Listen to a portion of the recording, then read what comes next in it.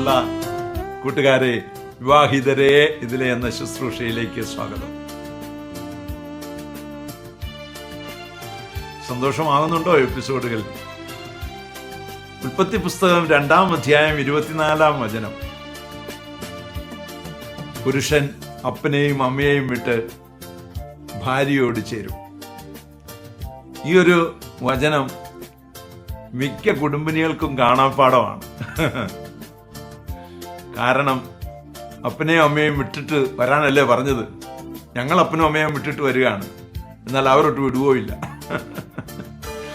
സ്നേഹമുള്ള സഹോദരങ്ങളെ, അപ്പനെയും അമ്മയും ഉപേക്ഷിക്കുക എന്ന് പറഞ്ഞാൽ നമുക്കിതറിയാം. ഉൽപ്പത്തി പുസ്തകം 2-ാം അധ്യായം 24-ാം വചനമാണ്.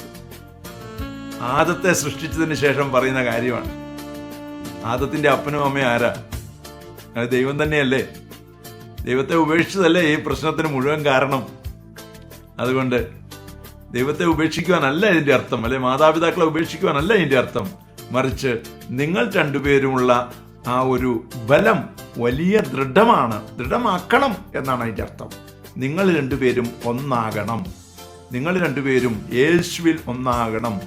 ഈശോയിൽ ചേർന്ന് മുൻപോട്ട് പോകണം. ഈശോയിൽ ചേർന്ന് മുന്നോട്ട് പോയാൽ നിങ്ങൾക്ക് ആരെയും ഉപേക്ഷിക്കേണ്ടി വരില്ല കേട്ടോ.